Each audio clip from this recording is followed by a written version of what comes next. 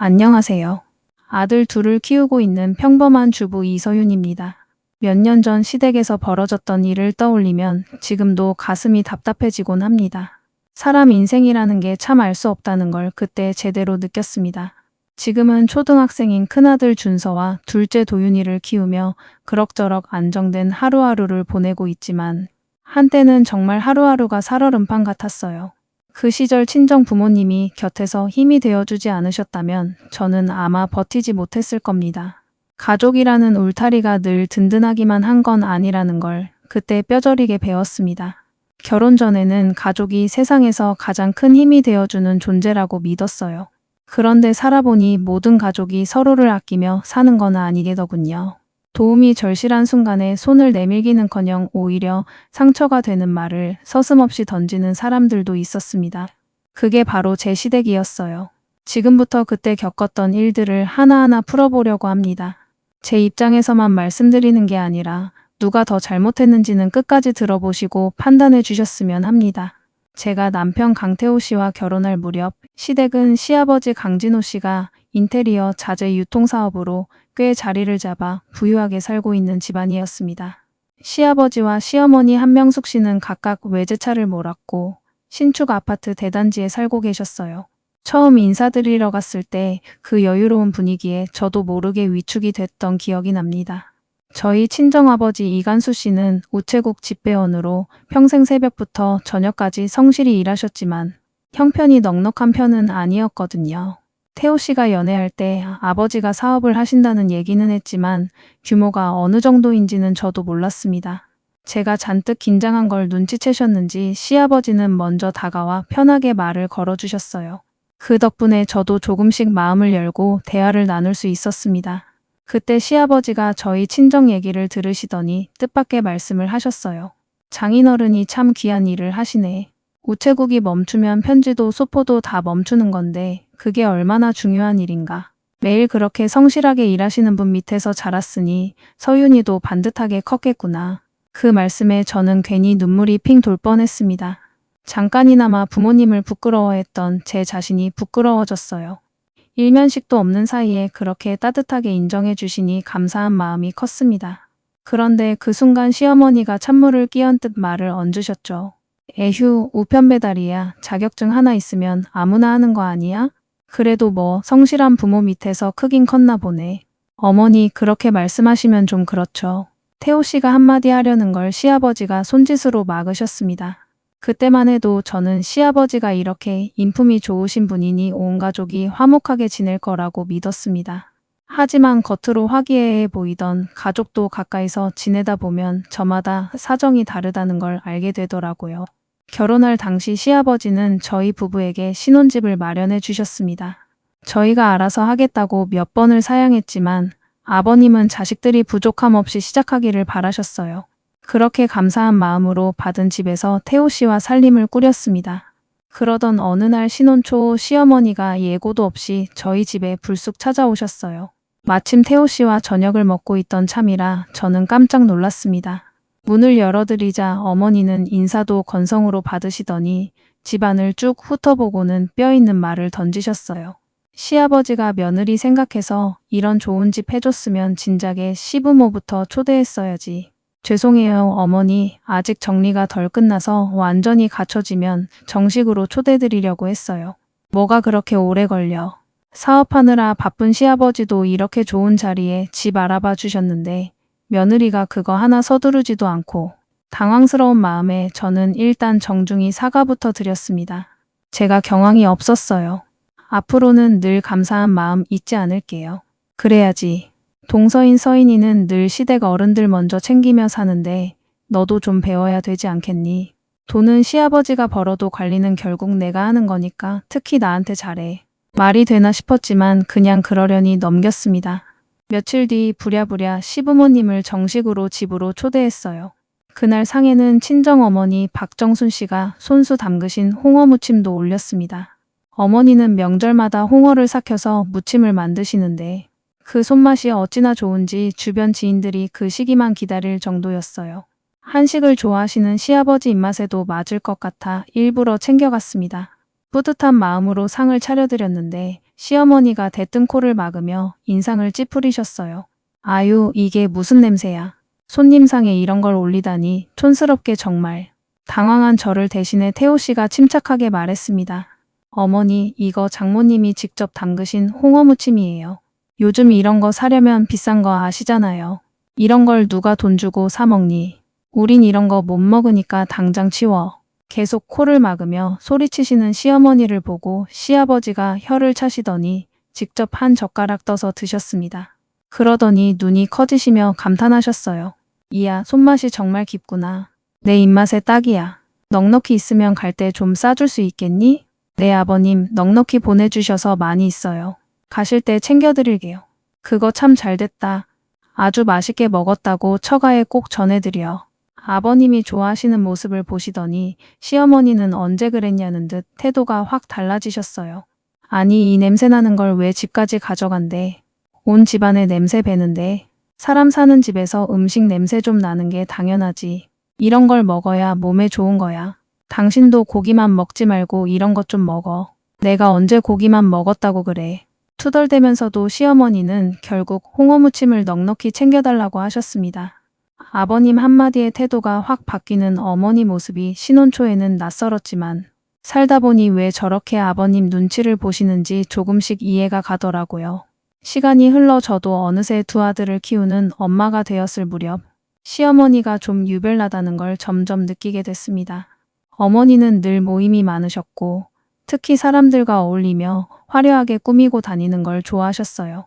하루는 첫째 준서를 데리고 병원에 다녀오는 길에 식당에서 나오시는 시어머니를 우연히 마주친 적이 있습니다. 모임이 있으셨는지 여러 사람과 함께 나오시며 신난 목소리로 말씀하고 계셨어요. 오랜만에 이렇게들 모이니까 너무 좋다. 매번 언니한테 얻어먹기만 해서 어떡해요. 다음엔 저희가 살게요. 무슨 소리야. 우리 남편 사업이 요즘 얼마나 잘 되는데. 내가 사는 게 당연하지. 주변 사람들이 어머니를 부러운 눈으로 보고 있었습니다. 나오신 건물을 보니 꽤 고급스러운 한정식 집이었어요. 시어머니는 늘 저렇게 좋은 차를 끌고 다니며 사람들에게 밥을 사는 걸 좋아하셨는데 그런 날은 어김없이 명품 가방도 자랑하시는 날이었습니다. 그때 어머니가 갑자기 손목이 아프다며 팔을 들어 올리셨는데 손에 들린 가방을 본 지인분이 놀라며 말씀하셨어요. 어머, 이거 이번에 새로 나온 신상이잖아요. 벌써 산 거예요? 그냥 지나가다 눈에 띄어서. 남편이 굳이 사주겠다고 고집을 부려서 하나 샀지 뭐. 어깨를 으쓱이며 자랑하시던 어머니 모습에 저는 웃음이 나올 뻔했지만 꾹 참고 다가가 인사드렸습니다. 어머니, 오늘 모임 있으셨어요? 너 여긴 어쩐 일이니? 큰애 예방접종 시키고 나오는 길이었어요. 안녕하세요. 저 둘째 며느리예요. 제가 인사를 건네자 지인 한 분이 반가운 목소리로 뜻밖의 말씀을 하셨습니다. 어머, 말로만 듣던 둘째 며느리네. 친정이 유명한 곱창집 한다면서요? 어디예요? 궁금해서. 처음 듣는 말에 저는 어리둥절했습니다. 시어머니는 저보다 더 당황한 얼굴로 서둘러 저를 데리고 자리를 뜨셨어요. 애 접종 맞았으니 얼른 가서 쉬어야지. 마침 아버님도 댁에 계시니 손자 얼굴 보여드리고 가자. 그렇게 저는 얼떨결에 시댁까지 끌려가듯 따라갔습니다. 아까 들었던 말이 계속 마음에 걸려서 조심스럽게 여쭤봤어요. 어머니, 아까 그분이 저희 친정에 대해 잘못 알고 계신 것 같던데 제대로 말씀해 주시는 게 낫지 않을까요? 뭐가 문제야? 네가 입만 다물면 아무도 몰라. 내 체면도 있는데 집 배원 딸이랑 사돈 맺었다고 하면 사람들이 날 뭐라고 보겠니? 조금이라도 그럴듯해야 얘기할 거 아니야. 저는 기가 막혔습니다. 저희 부모님이 잘못된 일을 하며 사시는 것도 아니고 성실하게 정직하게 살아오신 분들인데 그게 왜 어머니 체면을 깎는 일이 되는 건지 이해할 수 없었어요. 그렇게 실랑이를 벌이는 사이 어느새 시댁에 도착했습니다. 문을 열고 들어서니 시아버지가 잔뜩 화가 난 얼굴로 휴대폰을 들고 서 계셨어요. 들어오는 시어머니를 보시자마자 언성을 높이셨습니다. 대체 어떻게 돌아다니길래 한 끼에 50만 원 넘게 쓴 거야? 정신이 있는 거야, 없는 거야? 그냥 오랜만에 동생들이랑 만나서 좀 쓴 거지. 당신은 왜 그렇게 쪼잔하게 굴어? 생활비 쓰라고 준 카드지. 동네방네 밥 사주고 다니라고 준 게 아니잖아. 이런 식이면 카드 정지시키는 수가 있어. 오늘은 며느리랑 같이 먹은 거야. 오빠, 얘도 왔잖아. 갑자기 저를 핑계 삼는 어머니 말씀에 시아버지가 황당한 표정으로 저를 보셨습니다. 둘이서 한 끼에 50만 원 넘게 먹었다고? 아니에요, 아버님. 저는 병원 다녀오다 우연히 뵌 거예요. 어머니께 여쭤볼 것도 있고 해서요. 저는 조용히 하라는 어머니 손짓을 무시하고 다시 여쭤봤습니다. 어머니, 아까 그분한테 제 친정이 곱창집이 아니라고 정확히 말씀해 주세요. 저희 부모님이 하시는 일 숨기고 싶지 않아요. 이 여편네가 또 그런 거야? 큰며느리 서인이한테도 그러다가 개망신 당했잖아. 아직도 정신 못 차렸어? 카드 일이 내놔. 왜 이래요? 이게 다 당신 명예 지켜주려고 그런 거잖아. 내가 무슨 국회의원 나가는 것도 아니고 명예는 무슨. 입만 열면 거짓말이나 하고 다니면서. 알고 보니 동서 형님도 예전에 똑같이 어머니 때문에 곤란한 일을 겪으셨던 모양이었습니다. 그래서 시아버지가 유독 이번 일에 크게 화를 내신 거였고요.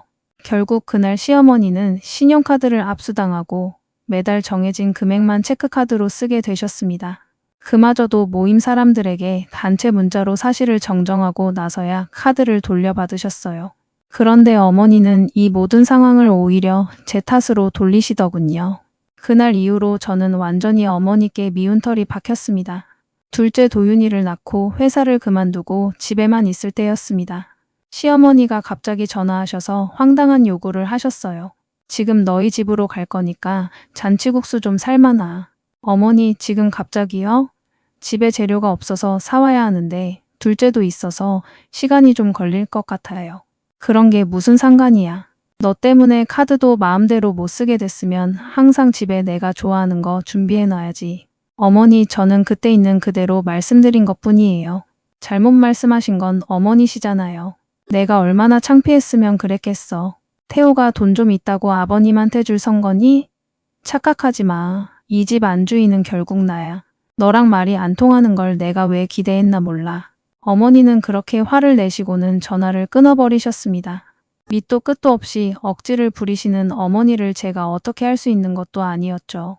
그러던 어느 날 시아버지가 손주들이 보고 싶다고 하셔서 아이들을 데리고 시댁에 간 적이 있습니다. 그런데 어머니는 저희가 가도 본체만체하시며 멀찍이 떨어져 앉아 계셨어요. 손자들을 유독 예뻐하시는 아버님은 한바구음을 지으며 말씀하셨습니다. 우리 준서, 도윤이 못 본 사이에 훌쩍 컸구나. 할아버지가 장난감 사줄까? 손주들한테는 아까운 줄도 모르면서 마누라 입에 들어가는 건 그렇게 아까워하지. 어머니는 궁시렁거리며 불만을 늘어놓으셨습니다. 정말 유치한 모습이었어요. 시아버지가 그런 어머니를 향해 괜한 소리 말라고 나무라시던 그때 시누이 강나윤 씨가 집으로 들어왔습니다. 어머니가 나윤 씨를 보시더니 소리치셨어요. 넌 땅 파면 돈이 나오니? 저렇게 쇼핑백을 잔뜩 사들고 오는 거야? 오늘 아빠 것도 사왔단 말이야. 나윤 씨는 양손 가득 쇼핑백을 든 채 그중 가장 큰 봉투에서 손바닥만 한 상자를 꺼내 아버님께 자랑스럽게 내밀었습니다. 자, 아빠한테 딱 필요한 통기성 좋은 운동약 말이야. 아빠 생각하는 건 역시 딸밖에 없다니까. 쇼핑백이 3개나 되는데 아빠 것만 양말 한 켤레냐. 2개쯤 사왔으면 내가 잔치라도 벌렸겠다. 선물은 필요한 걸 줘야 의미 있지. 출근할 때 꼭 신어. 일주일 내내 출근하는 아빠한테 양말 한 켤레 주면서 잘 신으라니 그런 자식은 너뿐일 거다. 저는 그 모습을 지켜보다 태호 씨와 눈이 마주쳤습니다. 남편이 왜 늘 아이들을 독립적으로 키우고 싶어 했는지 그제야 이해가 됐어요. 그런데 이걸 보시던 어머니가 아버님께 한마디를 더 얹으셨습니다. 난 손주들 온다는 말 듣고도 준비할 돈도 없었는데 당신은 딸한테 선물도 받고 좋겠네. 아이고, 내가 이제 죽어야지. 또 저놈의 돈 타령. 자, 이거 가져가. 당신 입만 열면 돈 얘기라 빚쟁이랑 사는 기분이야. 그냥 가져가서 그 입 좀 다물어. 여보, 카드 다시 주는 거야? 정말 고마워. 역시 우리 남편이 최고라니까. 저녁에 뭐 먹고 싶은 거 없어? 내가 상다리 부러지게 차려줄게.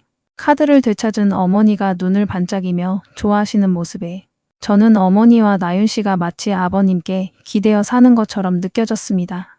그런데 하나뿐인 큰아주버님, 시숙 강태민 씨마저 아버님과의 대화는 늘 돈 얘기로 시작됐습니다. 온 가족이 모여 떡국을 먹던 어느 날 태민 씨가 불편한 얼굴로 밥을 먹고 있었어요. 아버님이 무슨 일 있냐고 물으시자 태민 씨가 숟가락을 내려놓으며 말했습니다. 회사 어렵다고 임금 동결한다면서요. 왜 제 월급까지 동결하세요? 네가 이사이기 전에 나랑 같이 일하는 직원이잖아. 다른 직원들처럼 동결하는 게 맞지. 제가 이사로 일하고 있는데 결국 이 회사 나중에 제가 물려받을 거 다들 아는 사실이잖아요. 저만이라도 좀 챙겨주시면 안 돼요? 회사가 어려운데 왜 너만 예외여야 해? 나는 내 월급의 절반도 포기했어. 사정 뻔히 아는 놈이 그런 소리를 해. 여보, 어떻게 그런 말을 해요? 동서 윤서인 씨가 옆에서 조심스레 남편을 말렸지만 태민 씨는 자리에서 벌떡 일어나 나가버렸습니다. 동서도 한숨을 쉬며 아이를 안고 뒤따라 나갔어요.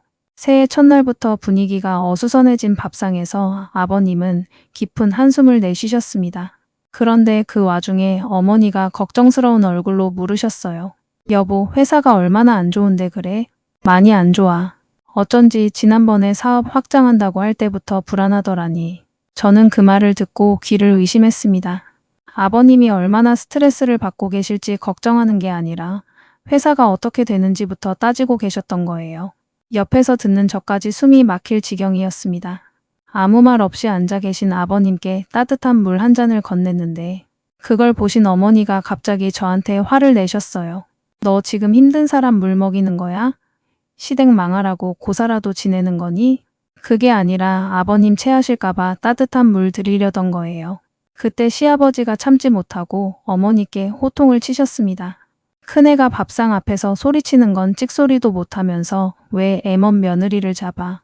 어려운 시기에 가족끼리 서로 위로해도 모자랄 판에 이놈의 집구석이 어쩌다 이 지경이 됐는지. 아버님은 서운한 마음이 크셨는지 안 하시던 한탄까지 하시며 자리에서 일어나셨습니다. 그날 어머니는 눈치만 살피셨어요. 그런데 그날 이후 정말 시댁에 큰일이 벌어졌습니다.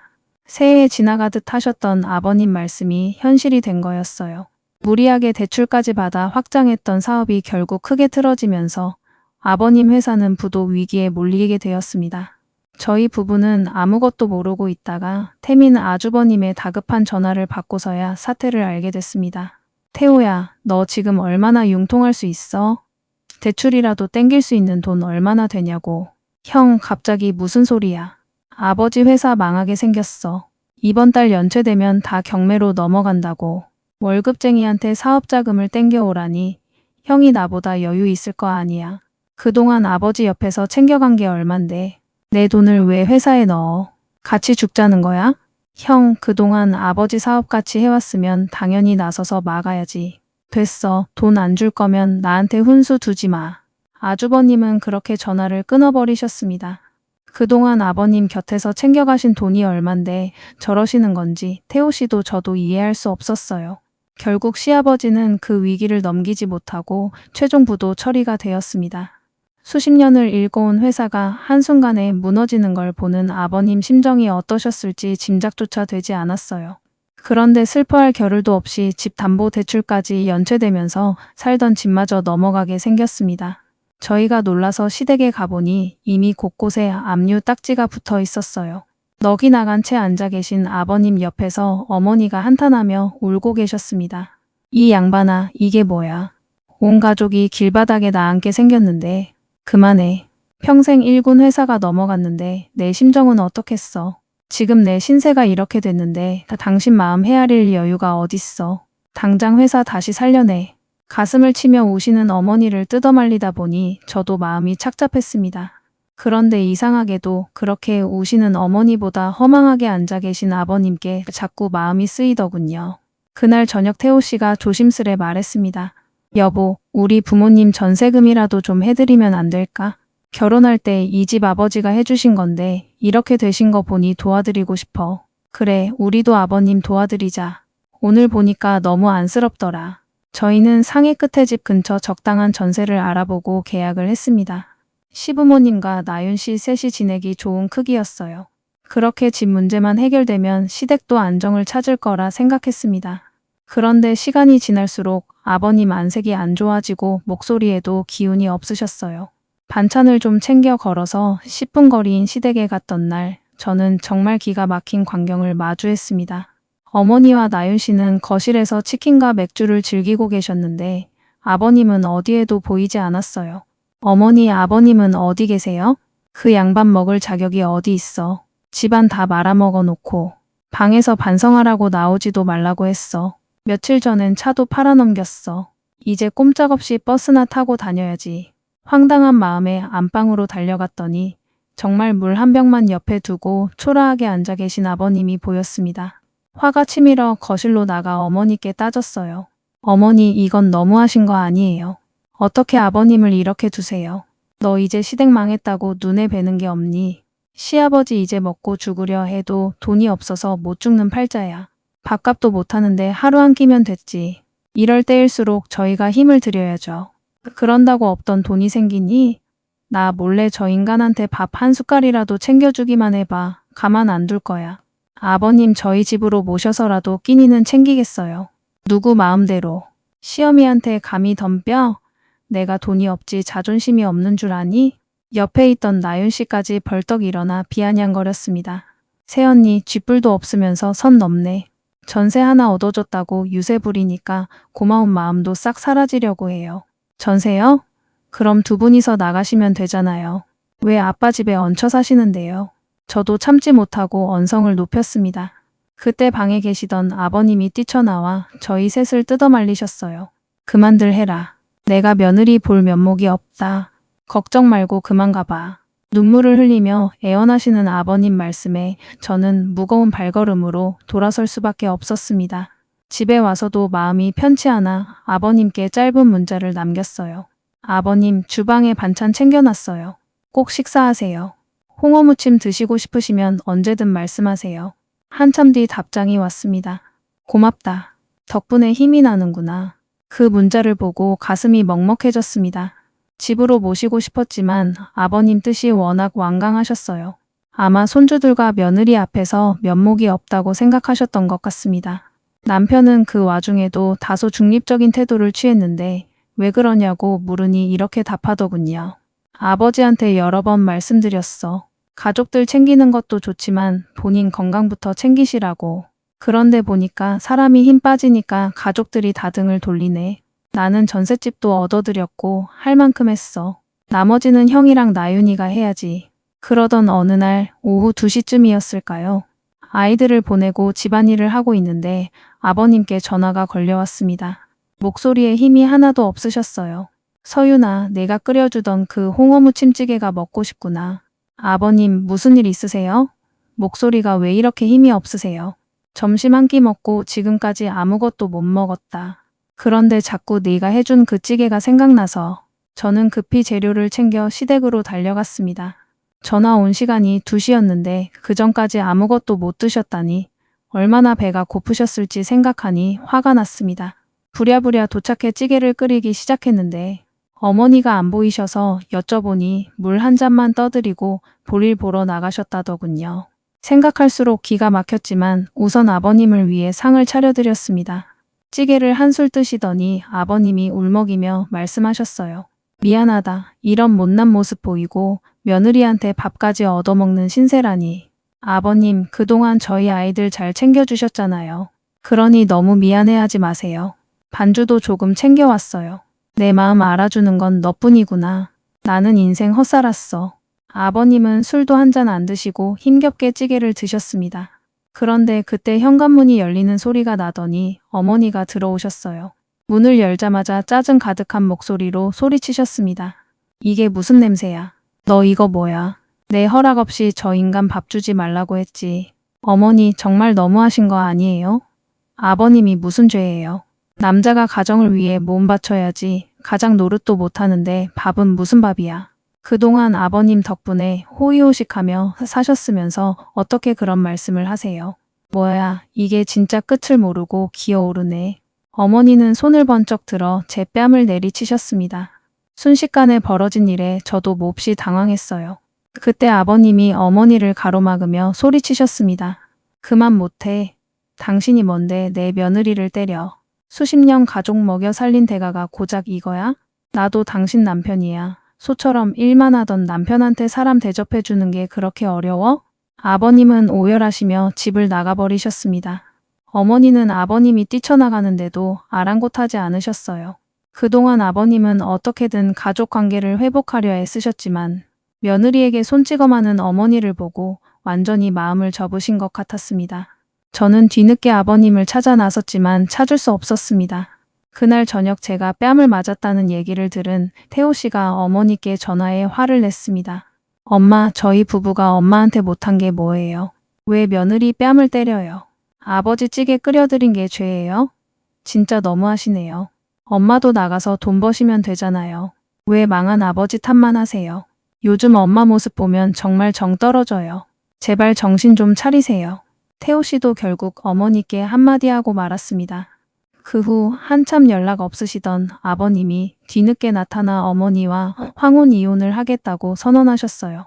태민 아주버님도 나윤 씨도 그 누구도 반대하는 사람이 없었습니다.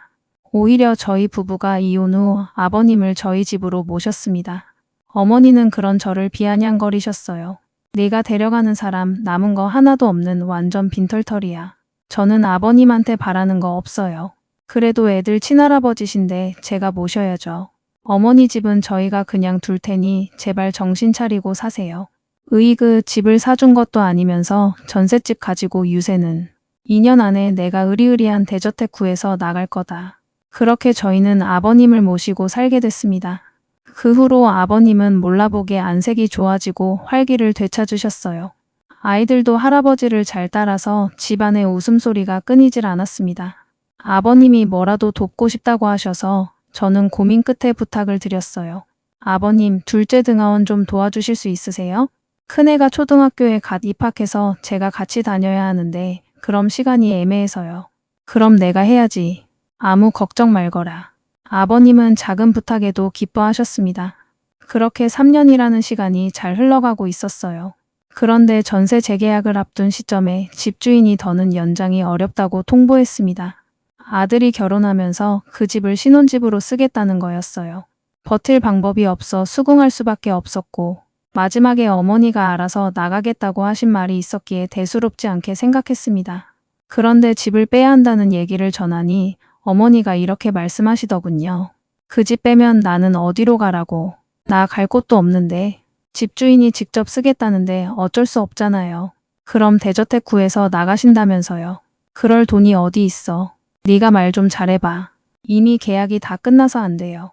알고 보니 어머니는 그동안 코인이나 주식 같은 위험한 투자에 손을 댔다가 그나마 있던 돈까지 다 날리신 상태였습니다. 그 무렵 아버님께 뜻밖의 귀인이 찾아왔습니다. 회사가 부도나기 전 친한 지인에게 2억 4천만 원을 빌려주신 적이 있었는데 그분이 사업을 다시 일으켜 그 돈을 갚으러 오신 거였어요. 아버님은 그중 일부를 저에게 건네며 말씀하셨습니다. 이거 받아라. 그동안 참 고마웠다. 나는 적당한 곳 구해서 나가 살면서 다시 재기해보려고 한다. 아버님, 돈 없어도 저희랑 사실 수 있어요. 그냥 챙겨두세요. 고마워서 그래. 네가 이거 안 받으면 내가 마음 편히 못 산다. 나중에 자리 잡으면 다시 연락하마. 너희도 잘 살아라. 아버님은 그렇게 돌려받은 돈을 미천 삼아 다시 사업을 시작하셨습니다. 워낙 평판이 좋으셨던 분이라 지인들이 앞다투어 도와주겠다고 나섰어요. 그렇게 1년쯤 지나자 예전만큼은 아니어도 어느 정도 안정을 되찾으셨습니다.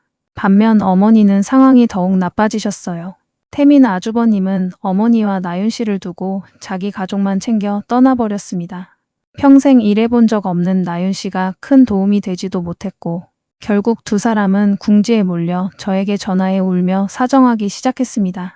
며느리야, 내가 미안하다. 좀 용서해다오. 저 보고 듣는 거 없는 줄 아세요? 어머니를 제가 어떻게 믿어요. 그리고 아버님께 전화 그만하시래요. 번호도 바꾸신다는데요. 네가 그 사람 좀 설득해줘. 나 불쌍하게 산다고 말 좀 해줘. 됐어요. 저도 이제 어머니 며느리 그만뒀어요. 뺨 맞던 그날부터 남남이라고 생각했으니까요. 결국 태호 씨도 그동안 이어진 어머니와 나윤 씨의 끝없는 하소연에 지쳐 완전히 연을 끊고 말았습니다. 아버님도 이미 모든 걸 아셨기에 다시는 연락하지 않겠다며 번호까지 바꾸셨어요. 저희 부부도 아이들이 제법 자란 데다 그동안 모은 돈에 아버님이 주신 돈을 보태 조금 더 넓은 집으로 이사했습니다. 그 뒤로 연락이 끊겨 어머니가 지금 어떻게 지내시는지 저희도 알지 못합니다. 오히려 이렇게 지내는 게 훨씬 마음 편하더라고요. 가족이라는 이유만으로 한쪽이 일방적으로 계속 도와야 하는 걸까요? 결국 사람은 각자 자기 몫의 삶을 살아내야 하는 것 같습니다. 아이를 키우는 입장에서 저도 뭐든 다 해주고 싶은 마음이 없는 건 아니지만 적당한 선은 지키려고 합니다. 그래야 몸도 마음도 건강하게 자랄 수 있다는 믿음으로 이런 육아 방식을 고수하고 있어요. 준서와 도윤이가 반듯하게 자라는 걸 보면 잘한 선택이었다는 생각이 듭니다. 여러분도 가족이지만 서로의 고단한 삶을 이해하며 함께 버텨나가시길 바랍니다. 그런 게 진짜 가족 아니겠습니까? 가까운 사람이 서로를 헤아려 줄 때 비로소 더 화목한 삶이 될 거라고 믿습니다. 오늘 이야기 들어주신 모든 분들, 가족과 따뜻한 마음 나누며 늘 평안하시길 바라겠습니다. 감사합니다.